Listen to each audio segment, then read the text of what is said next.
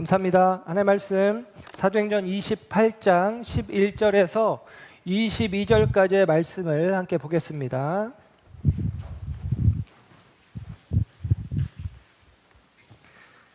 자, 일어서셔서 사도행전 28장 11절에서 22절 말씀 합독합니다. 시작. 석 달 후에 우리가 그 섬에서 겨울을 난 알렉산드리아 배를 타고 떠나니 그 배의 머리 장식은 디오스 그로라.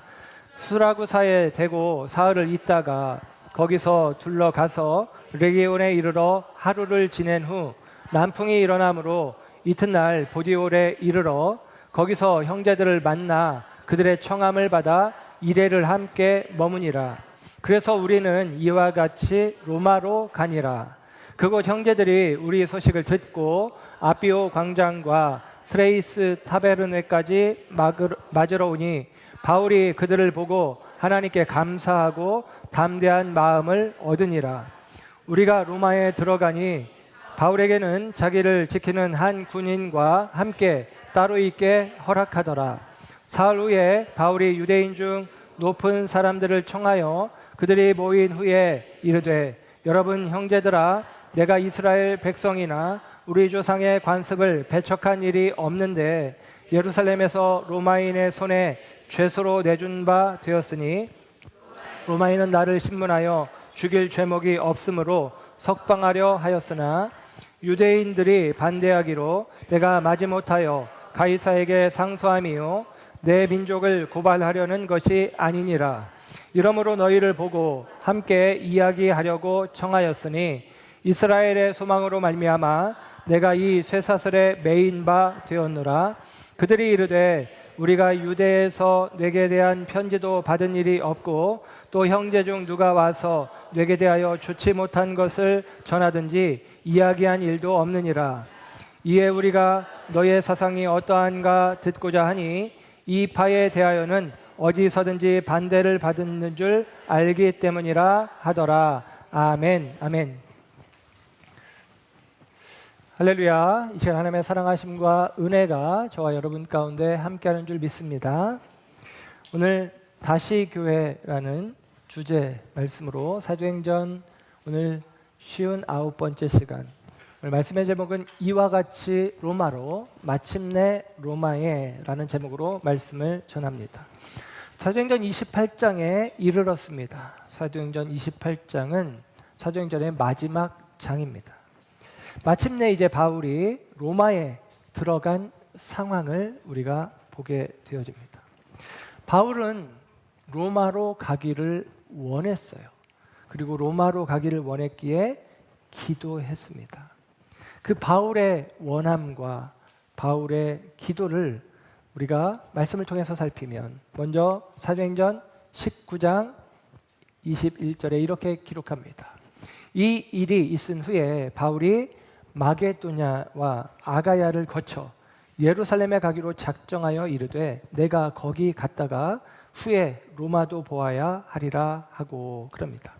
바울이 3차 전도여행 때 에베소 사역을 2년여 3년 정도를 하게 되어지는데 여기에서 로마로 가기를 원하는 마음을 품게 되어집니다. 그런데 로마로 가기를 원했지만 하나님의 이끄심과 인도하심은 이제 3차 전도여행을 마치고 예루살렘으로 가는 것이었어요. 로마와 반대 방향이죠. 그러나 바울은 그럼에도 불구하고 분명히 말합니다. 내가 로마도 가야 되겠다라고 하는 마음을 품어요. 그리고 로마서 1장 9절 10절에 바울이 로마의 그리스도인들에게 보낸 편지를 통해서 바울이 로마로 가고 싶었던 마음을 다시 한번 나타내고 기도를 드러냅니다. 1장 9절 내가 그의 아들의 복음 안에서 내 심령으로 섬기는 하나님이 나의 증인이 되시거니와 항상 내 기도에 쉬지 않고 너희를 말하며 어떻게 하든지 이제 하나님의 뜻 안에서 너희에게로 나아갈 좋은 길 얻기를 구하노라. 아멘. 이 로마서는 바울이 3차 전도여행의 마지막 종착지였던 고린도에서 3개월을 머물면서, 고린도가 그러니까 바울이 로마에 자신의 생애 속에서 가장 가까이 간 지역이거든요. 그래서 고린도에서 로마서를 씁니다. 그러면서 말하기를 내가 너희를 기도할 때에 잊지 않고 너희를 위해서 기도하고 있고 내가 너희에게 가기를 하나님께 원하여 기도하고 있다라고 이야기합니다. 바울의 기도, 그 바울의 기도에 대하여 오늘 비로소 사도행전 28장 성경이 바울의 기도가 응답되었다라는 사실을 이야기해 주고 있습니다. 그러나 여러분, 바울은 이 바울의 기도가 응답되어지는 사도행전 28장, 이제 로마에 그가 마침내 이르르기 이전의 과정들을 보면 하나님께서 바울의 기도에 응답하시지 않는 것처럼 바울이 원하는, 바울이 기대하는 방식이 아닌 것으로 하나님께서 바울에게 역사하심을 봅니다. 그럼에도 불구하고 바울은 하나님께서 자신을 이끄시는 것을 믿고 신뢰하며 자신의 기도, 바울의 우선순위가 로마이지만 그것보다 더 우선순위에 주님의 이끄심과 인도하심을 인정하고 믿음으로 순종하는 바울의 모습을 볼 수가 있어요. 로마서의 편지의 끝부분은 로마서 15장 22절에 바울은 이렇게 고백합니다. 그러므로 또한 내가 너희에게 가려 하던 것이 여러 번 막혔더니, 그럽니다. 바울은 로마에 가기 위해서 이 말은 여러 번 시도했단 말이에요. 여러 번 바울이 로마로 갈 기회들이 있을 것으로 생각을 했지만 번번이 우리식으로 표현하면 그 길이 열려지지 않고 막혀졌다라고 하는 사실입니다. 바울이 로마로 가고 싶은 그 마음을 이 로마서 15장에서 안타까운 그의 마음을 잘 기록해주고 있다라고 생각합니다. 그런데 한 사건이, 한 새로운 상황이 바울을 로마로 정말로 인도해 가게 됩니다. 그것은 바울이 예루살렘에 가면 결박이 기다리고 박해를 당할 것이다 라는 성령의 음성을 듣고도 내게 주어진 사명, 내가 달려갈 길이라면 나의 생명을 조금도 아깝지 않게 여기고 그 길로 나아가겠다라고 하는 결단과 헌신을 따라 바울이 예루살렘에 가죠. 그리고 예루살렘에서 결박되어지고 여러 번 재판을 받게 되어집니다. 그리고 그 재판의 과정 속에서 로마 시민권자로서 가이사 황제에게 상소를 하게 되어지고 가이사에게 재판을 받기 위해서 우리가 잘 아는 것처럼 바울의 4차 전도행이라고도 명명되어지는 바 바울이 배편으로 죄수의 신분, 아직은 미결수이지만 죄수의 신분으로 로마로 압송되어 가는 과정을 우리가 보고 있습니다. 그리고 오늘 마침내 이제 로마에 그가 들어가게 되어집니다. 바울은 전혀 생각지 않았던, 기대하지 않았던 방식으로 로마로 가게 되어지는 것이죠. 이사야 55장 8절 9절에는 이런 말씀이 있습니다. 이는 내 생각이 너희의 생각과 다르며 내 길은 너희의 길과 다름이니라. 여호와의 말씀이니라. 이는 하늘이 땅보다 높음같이 내 길은 너희의 길보다 높으며 내 생각은 너희의 생각보다 높음이니라. 아멘. 하나님의 지혜가, 하나님의 생각이 우리의 지혜보다 생각보다 크다, 높다라고 이야기합니다. 그분께서 인도하시는 길이 우리의 생각과 우리의 기대와 다르지만 하나님은 그 길과 그 걸음을 통해서 하나님의 뜻을, 하나님의 계획을, 하나님의 약속을 하나님은 이루신다라고 이야기해주고 있어요. 사랑하는 여러분, 저와 여러분 속에서도, 우리의 삶 속에서도 마찬가지입니다. 우리가 원하는 대로, 우리가 계획한 대로, 우리가 기대한 대로 우리의 인생이 그렇게 만들어지고 이루어지고 그대로 성취되어집니까? 우리가 예수 믿었다고 해서 이전에는 안 그랬는데 예수 믿고 나니 이제 내가 원하는 대로 뜻하는 대로 되어지더라 라고 말할 수 있는 사람들이 있겠습니까? 그렇지 않아요. 그럼에도 불구하고 여러분, 저와 여러분이 믿는 바 우리 하나님은 우리보다 지혜롭고 우리 하나님의 생각은 우리보다 선하고 아름다우심을, 그리고 우리 하나님은 반드시 그 일들을 이루시고 성취하실 수 있는 전능하신 하나님이심을 저와 여러분들이 믿으시기를 주님의 이름으로 축원합니다. 생전에 김대중 대통령이 생전에 있을 때에 한 기자가 김대중 대통령에게 이런 질문을 했습니다. 부인 이희호 여사에게 서운하게 느끼신 적이 있나요? 라고 물었어요. 그랬더니 주저없이 이렇게 대답을 했습니다. 예, 제가 사형 언도를 받았을 때 집사람이 제가 살게 해달라고 기도하지는 않고 하나님의 뜻대로 되게 해달라고 기도할 때였습니다. 그럽니다. 하나님 살려주세요 하고 기도해야 되는데 주님 뜻대로 하세요라고 기도해서 서운했습니다. 그렇게 이야기했다는 거예요. 이 이야기를 이 기자가 이희호 여사에게 전했습니다. 그랬더니 이희호 여사가 웃으면서 이렇게 대답하더랍니다. 제가 하나님의 뜻을 구하면 하나님은 또한 저의 깊은 마음을 헤아려 주실 것을 믿었습니다. 그렇게 대답하더랍니다. 참으로 귀한 고백이 아닐 수 없습니다. 여러분, 왜 그 마음에 하나님 내 남편 살려주세요, 구해주세요, 그런 기도를 하고 싶은 마음이 없었겠습니까? 그럼에도 불구하고 하나님을 믿고 신뢰하며 하나님의 계획을 믿고 신뢰하며 주의 뜻대로 되어지길 원합니다 라는 아름다운 고백을 이루고, 그 고백 속에 담겨진 그 간절한 마음들을 하나님은 잊지 않고 헤아려 주신다라는 사실입니다. 여러분, 하나님이 우리가 원하는 방식으로 원하는 때에 하나님의 일들을 이루어가지 않는다 하더라도 여러분 믿어야 될 것은 하나님께서 우리의 마음을 아시고 우리의 형편을 헤아려 주신다라는 사실이죠. 그 하나님께서 오늘 저와 여러분 가운데 함께 하시며 오늘도 우리의 걸음을 인도해 가시는 줄 믿습니다. 그 하나님을 신뢰하시길 바랍니다. 유라굴로 광풍을 만난 알렉산드리아 배는 결국 표류하고 필요하다 이 멜리데 섬 앞에서 파선하게 되어집니다. 그리고 그 멜리데 섬에 사람들이 들어가게 되는데, 그 이전에 유라굴로 광풍을 만난 사람들, 그들 가운데 구원의 여망이 없어졌을 때 바울은 그들 가운데서 일어나서 하나님의 말씀을 선포합니다. 사도행전 27장 23절에서 26절, 우리가 지난주에 보았던 말씀인데요. 잠깐 말씀을 보겠습니다.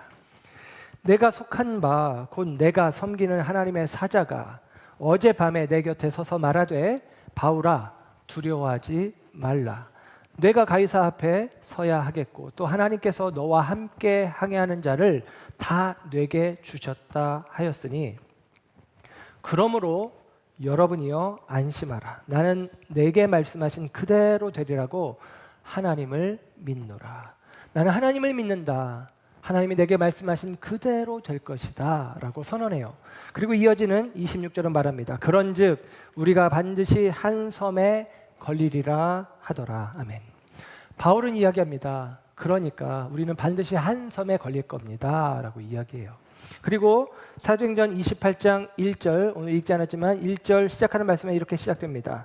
우리가 구조된 후에 안즉 그 섬은 멜리데라 하더라. 멜리데라는 섬에 그들이 276명의 사람들이, 배에 탔던 모든 사람들이 재산을 잃었지만 생명은 다 구원을 받게 되었다라고 이야기합니다.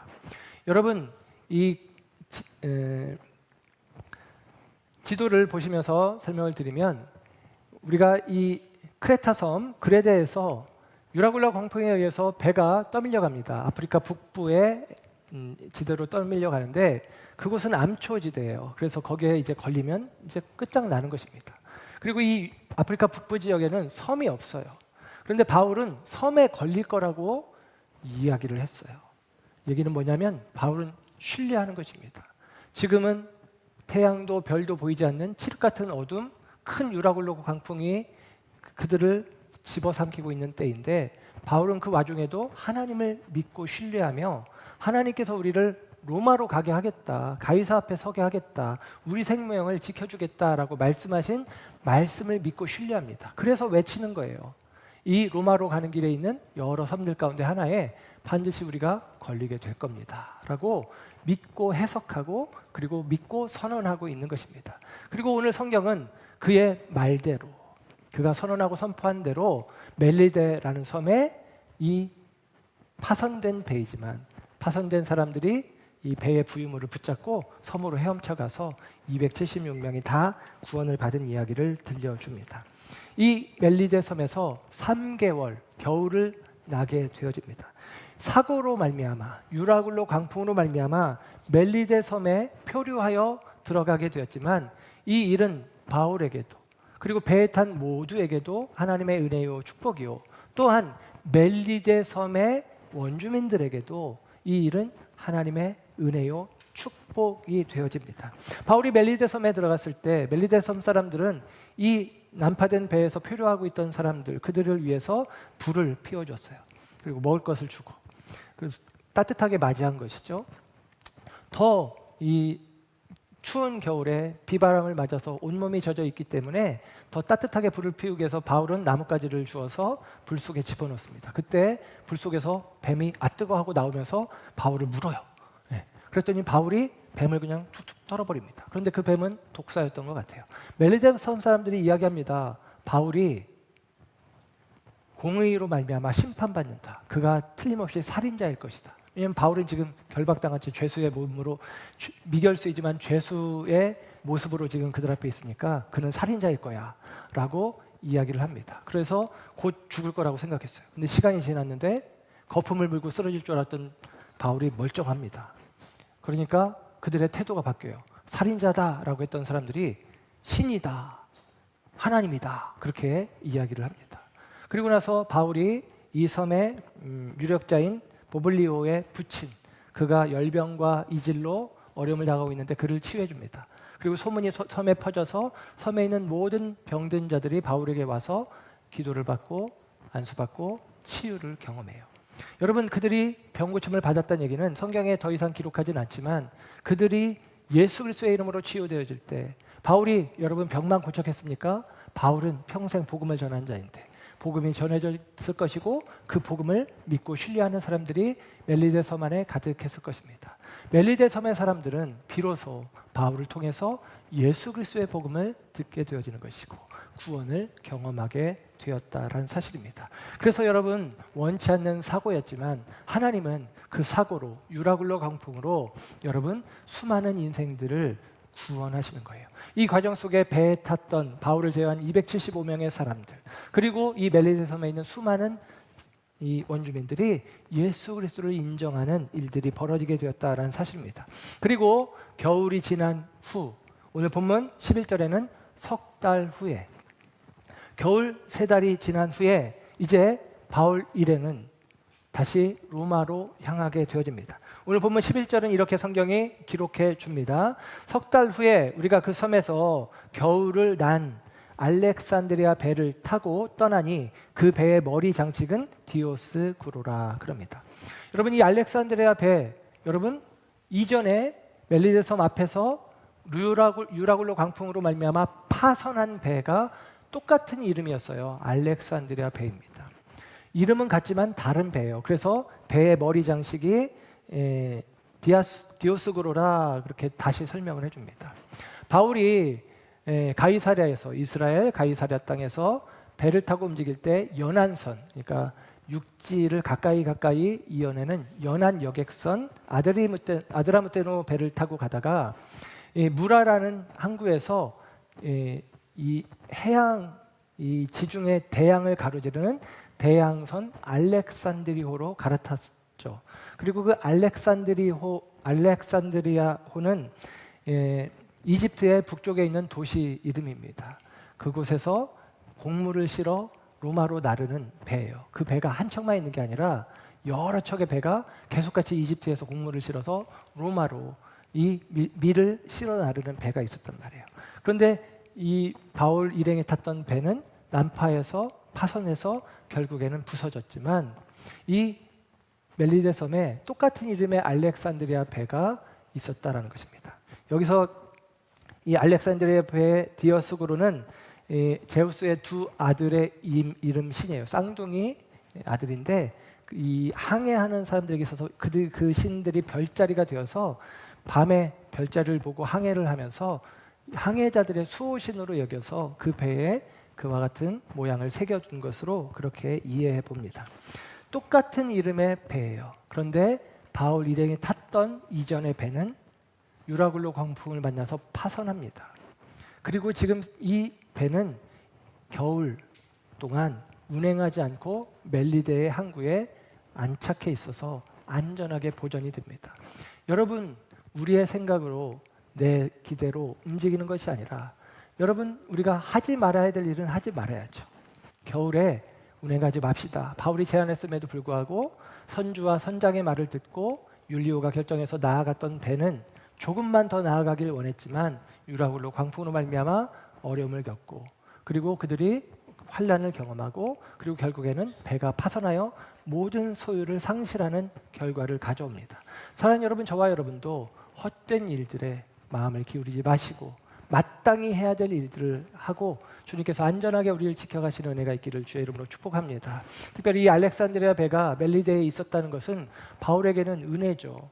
하나님께서 바울을 로마로 이끌어 가시는데 그런데 그 로마로 나아가는 배가 지금 여호와 일에 예비되고 준비되어 있다라는 사실입니다. 그 배를 타고 나아가는 여정을 오늘 지도를 통해서 다시 한번 보시면 오늘 본문 12절에서 13절까지 기록을 해주고 있는데요. 지도를 통해서 보시면 그들이 이제 이 멜리데라는 섬, 여러분이 볼 때 이쪽이면 좌측이네요.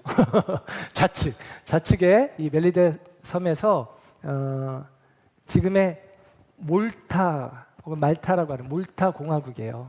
아주 조그만 섬나라인데 이게 나라입니다. 나라. 이 몰타에서 배를 타고 수라구사로 갔다고 합니다. 이 수라구사는 오늘날의 시칠리아라고 하는 큰 이탈리아 남부의 섬이에요.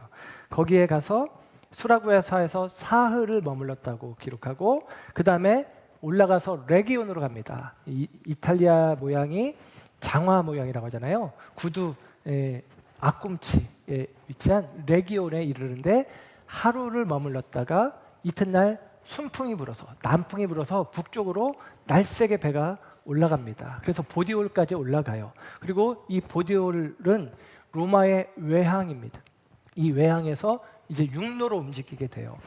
아피아가도를 통해서 움직이는데 이따 다시 한번 설명을 드리겠습니다. 이 육로로 움직이는 과정이 있기까지 보디올로 가는데 이 보디올에서 또 일주일을 머물렀다라고 이야기합니다. 여러분 이 날짜들을 오늘 기록해 주고 있어요. 3일 동안 머물고 하루를 머물고 일주일을 머물렀다라고 하는 것이죠. 그리고 이 보디올에서 이 백부장 율리오가 이 죄수의 신분으로 있는 이 바울을 압송해가는 과정 속에서 사실은 이미 이전에 이 유대 총독으로 있는 베스도가 그 일을 명령했을 때 겨울 전에 로마에 도착할 것으로 생각하고 보낸 거예요. 그런데 역풍을 만나고 풍랑을 만나서 지금 겨울을 나서 갔단 말이에요. 그러니까 우리식으로 표현하면 일이 한참 지연된 것입니다. 그러니까 율리오에게도 책망이 있을 수 있는데 율리오가 오히려 더 조급하고 성급한 마음으로 재촉해서 이 일행들을 이끌고 로마로 가는 게 합당한데 이 보디올에서 일주일의 시간을 줍니다. 그런데 오늘 성경에서는 뭐라고 했냐면 이 보디올에서 있었던 일을 이렇게 이야기를 해요. 14절입니다. 거기서 형제들을 만나 보디올에서 형제들을 만나 그들의 청함을 받아 이레를 함께 머무니라 그럽니다. 바울이 나 여기 머물겠소 해서 머물러지는 게 아니라 율리오가 이 일을 허락해 준 거예요.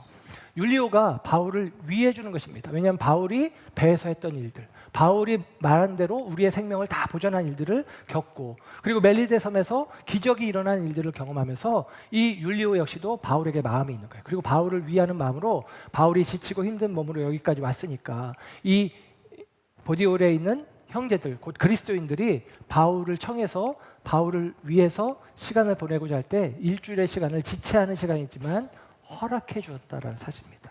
그리고 그 일주일의 시간 동안에 바울은 보디올의 형제들을 통해서 그들이 놀라운 사실은 바울이 지금 로마에 처음 오잖아요. 그런데 로마에 보내진 편지가 이미 있었고 그리고 오순절에 로마로부터 왔던 유대인들이 예수 그리스도를 성령의 강림 사건을 경험하기도 하고 그리고 로마의 백부장 예를 들면 로마의 백부장인 고넬료 이야기가 사도행전 10장에 기록되기도 합니다. 어떤 영문인지 모르지만 바울이 이미 로마서를 쓸 때 그때는 로마에 그리스도를 믿는 사람들이 있었단 말이에요. 그리고 그들이 지금 이 보디올에도 예수님을 믿는 사람들이 있었고 바울이 그곳에 왔을 때 바울을 따뜻하게 맞이하는 것입니다.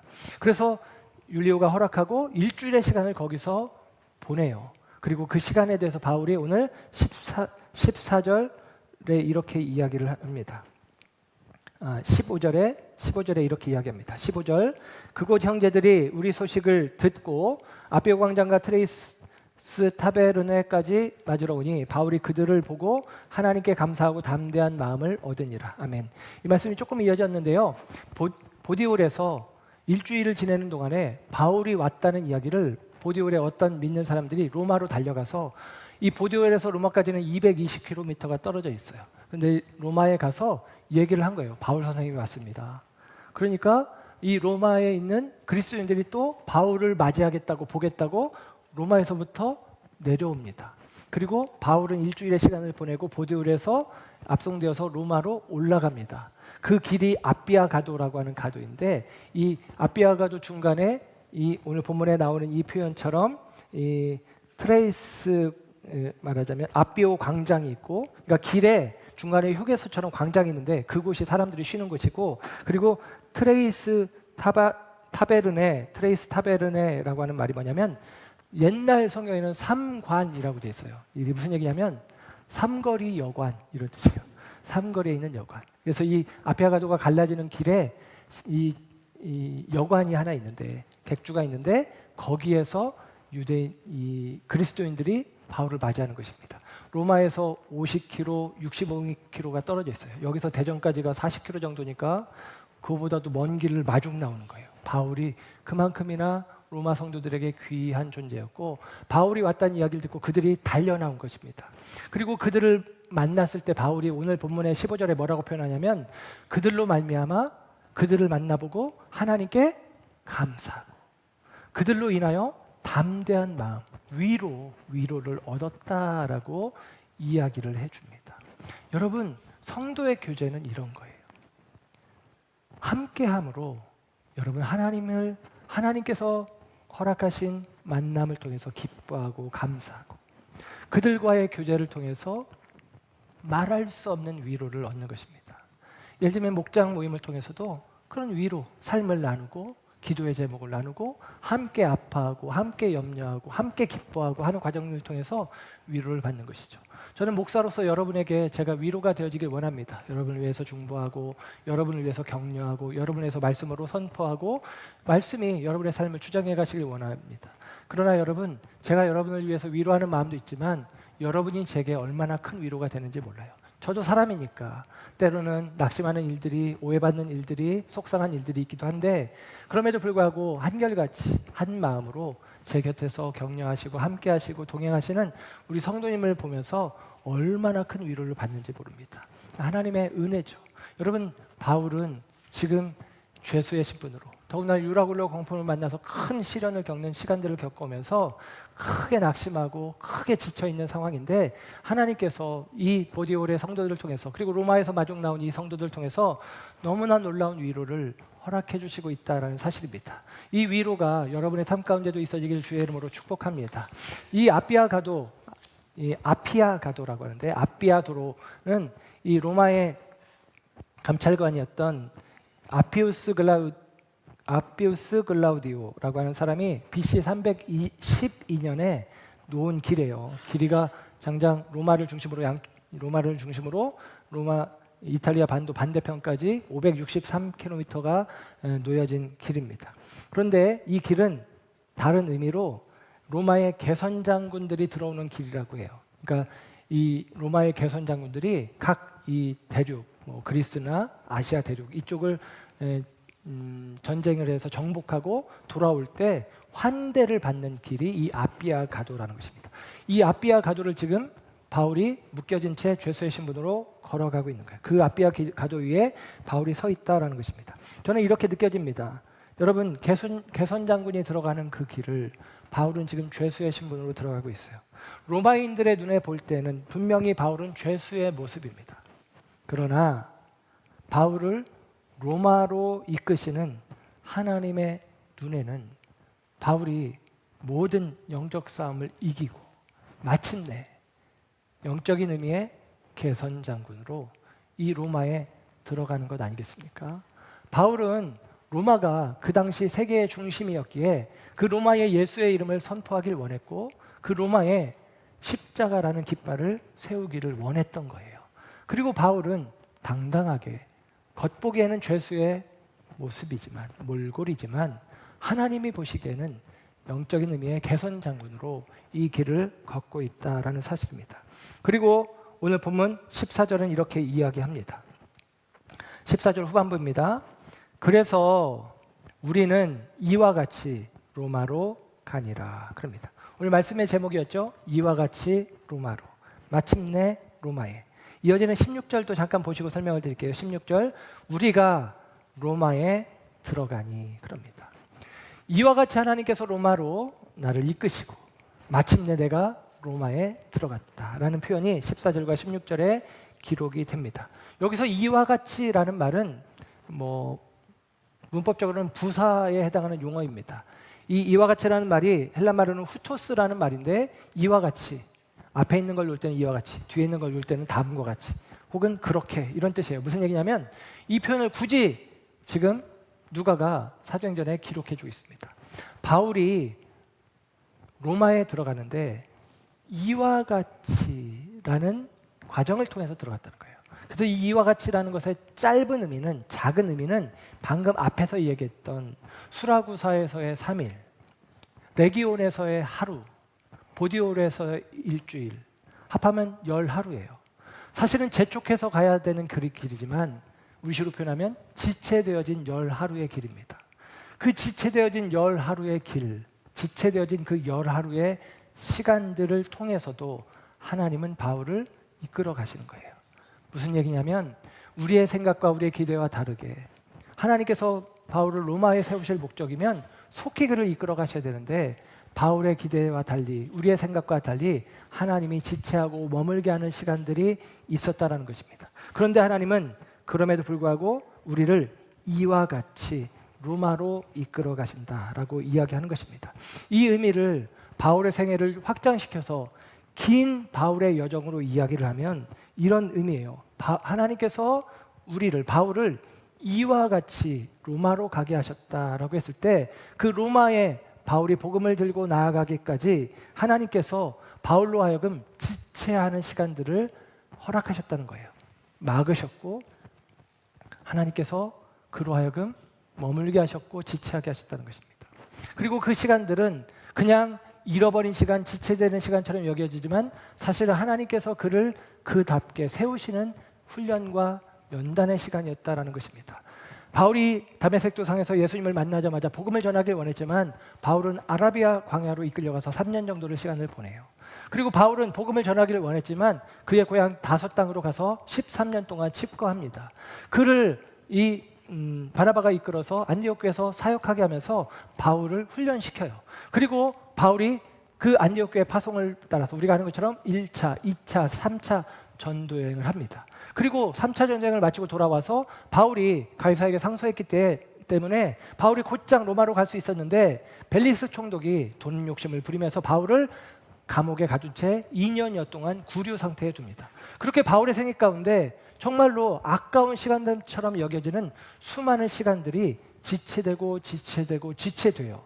그런데 여러분, 바울은 고백하는 것입니다. 그럼에도 불구하고 하나님이 이와 같이 지체되는 시간들 속에서도 하나님은 나를 로마로 마침내 이끌어 가셨다라고 하는 사실입니다. 여러분, 이것이 저와 여러분 가운데 깊은 깨달음이 되길 원합니다. 하나님은 바울이 바울 되기까지, 바울이 그런 고백을 하잖아요. 나 된 것은 오직 주님의 은혜입니다. 바울이 바울 되기까지 하나님께서는 하나님의 시간표로, 하나님의 보이지 않는 손길의 간섭으로 이것을 받고 하나님의 은혜라고 말할 수 있어요. 하나님의 은혜로 바울을 이끌어 가시는 것입니다. 그를 부르시고 그를 칩거하게 하시고 그를 재차 부르시고 그 보내심의 자리에서 바울이 여러 일들을 만나는 과정들을 통해서 바울이 바울 되게 하시는 하나님의 손길이 있었다는 것입니다. 그리고 결국 마침내 오늘 16절에서 이야기하는 것처럼 바울이 꿈꾸었던, 바울이 하나님께 기도했던, 바울이 하나님께 응답받았던 대로 바울은 로마에 들어가게 된다라는 사실입니다. 바울을 하나님은 이와 같이 인도하셨어요. 하나님께서 바울을 이와 같이 바울을 이끌어 가십니다. 바울이 예수님을 만나게 되어진 첫 만남부터 지금까지 하나님은 바울을 이와 같이 인도해 오신 것입니다.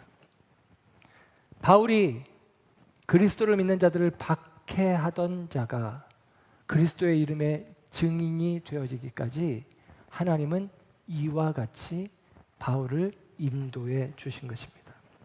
바울이 율법의 열심으로 살아가고 했던 그가 복음의 일꾼이 되기까지, 바울이 맹목적인 종교심으로 신앙생활하던 그가 영적인 눈이 열려 바른 신앙을 하기까지, 다메섹의 골방에 머물렀던 바울을 로마의 심장부에 세우기까지, 도망자의 뒷모습으로 지내야 됐던 바울이 순교자의 앞모습으로 로마에 서기까지, 자기의 의를 쫓아 살아가던 바울이 오직 하나님의 은혜입니다 고백하는 자리에 서기까지, 로마 시민권자의 특권을 기대어 살아갔던 바울이 천국 시민으로서 모든 것을 배설물처럼 여기고 오직 하늘의 소망을 가지고 살아가는 자가 되기까지 하나님은 이와 같이 바울을 이끌어 오셨다라는 사실입니다.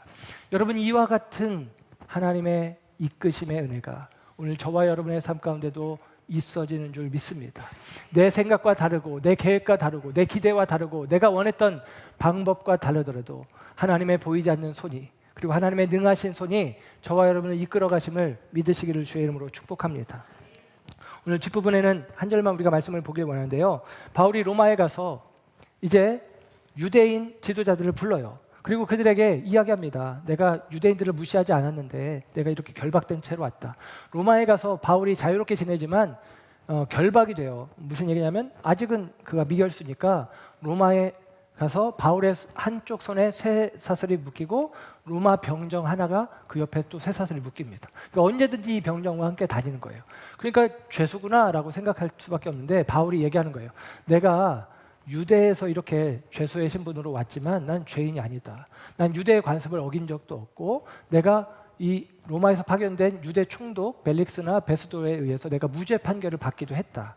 그런데 내가 로마 황제에게 상소했기 때문에 여기에 온 것이고 내가 그러니까 로마 황제에게 재판을 받기까지 기다릴 뿐이다. 그리고 내가 이렇게 지금 결박을 당한 이유는 유대인들이 나를 고발했기 때문인데 그 이유인즉슨 내가 유대인들이 가지고 있는 그 소망을 나도 가졌기 때문이다 라고 이야기해요.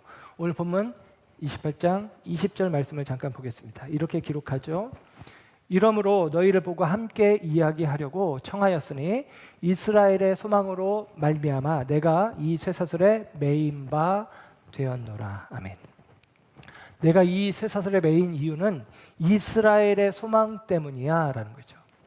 이스라엘 사람들은 함께 소망하고 있습니다. 뭘 소망하느냐? 메시아가 오기를. 메시아가 와서 우리를 이 압제에서 자유롭게 하기를, 메시아가 와서 우리를 풍족하고 넉넉하게 하시기를 기대하는 마음들이 있었단 말이에요. 그런데 예수님이 이 땅에 오셨을 때 이스라엘의 많은 사람들을 예수님을 메시아로 여기지 않습니다. 왜냐하면 자기들이 기대했던 방식으로, 자기들이 기대했던 모양으로 예수님께서 역사하시지 않았기 때문이에요. 예수님의 부활에 대해서 이야기하지만 예수님의 부활을 이스라엘 사람들은 이해하기도 어려워. 왜냐하면 강한 자가, 능한 자가 왜 죽습니까? 왜 당합니까? 죽는 것 자체가 이해가 안 되는 거예요. 부활이 필요가 없는 거예요. 그런데 여러분, 바울은 부활하신 예수님을 만나는 거예요. 그 부활하신 예수님을 통해서 바울의 생각과 중심은 바뀌어지는 것입니다. 세상적인 하나님께서 허락하시는 복의 개념을 배설물로 여기고 부활하신 주님 안에서 새로운 생각과 가치관과 판단과 마음을 갖게 되어집니다. 그리고 바울은 다른 사람들이 다 버린 참된 이스라엘의 소망이신 예수님을, 부활하신 예수님을 그가 붙잡아요. 그 얘기는 뒤집어서 그의 인생은 이제 그 소망의 예수님께 붙잡혀진 것입니다. 이 소망이, 예수의 소망이, 부활의 소망이, 하늘의 소망이 바울을 붙잡고 바울을 이끌어가는 거예요. 그래서 바울이 그 모든 시간들 속에서, 바울의 그 모든 상황들 속에서 하나님께서, 부활하신 그리스도께서 그를 이끌어가심을 믿고 신뢰하며 주님께서 이와 같이 마침내 나를 약속하신 그곳으로, 명하신 그곳으로, 내가 꿈꾸었던 그곳으로, 로마로 하나님이 나를 이끄셨습니다 라고 고백해내는 것입니다. 사랑하는 여러분, 저와 여러분도 마찬가지입니다. 여러분, 우리는 우리의 소망 되신 예수님을 우리가 믿음으로 붙잡았어요.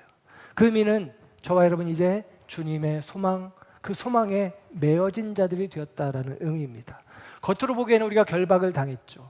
그러나 바울이 아그리빠 왕 앞에서 이야기했던 것처럼 내가 이렇게 결박당한 것 외에는 너희들이 나처럼 되기를 원하노라 라고 했던 그 담대한 선언이 우리 속에도 있습니다. 내가 주님의 소망, 하늘 소망의 메인자로서, 참된 영적인 소망의 메인자로서 내가 세상이 보기에는 이처럼 초라하고 불품없고 죄수의 모습으로 살아가고 있으나, 그러나 하나님께서 나를 붙드시고 나를 이끄시고 나를 여기 세우시고 나를 통해서 하나님이 오늘도 일하신다. 하나님이 오늘도 나를 통해 새 일을 이루신다 라고 하는 믿음의 고백이, 믿음의 선언이 저와 여러분 모두 가운데 있어지기를 우리 주님의 이름으로 부탁드리고 축복합니다. 빌립보서 3장 12절 말씀을 읽고 마치겠습니다. 내가 이미 얻었다 함도 아니요 온전히 이루었다 함도 아니라 오직 내가 그리스도 예수께 잡힌 바 된 그것을 잡으려고 달려가노라. 여러분, 바울은 이 아피아가도 이 로마를 향한 길을 내가 잡은 게 아니라 잡힌 바 되어진 그것, 내가 소망의 주님을 붙잡은 게 아니라 소망의 주님이 나를 붙잡고 나를 이끌어 가심을 믿고 신뢰하며, 이와 같이 나를 이끌어 가심을 믿고 신뢰하며 그의 남은 이 걸음을 막판 스퍼트라고 하죠. 전력 질주에서 달려가는 것입니다. 여러분, 저와 여러분의 남겨진 삶들이, 시간들이 하나님의 부르심을 향하여 전력 질주하여 달려가는 삶이 되기를, 주님께서 부르신 그 부르심을 향하여, 주님께서 붙잡으신 그 잡힌 바 되어진 일들을 향하여 저와 여러분들이 바울처럼 달려가는 삶들이 되어지기를 주님의 이름으로 축원합니다. 기도하겠습니다.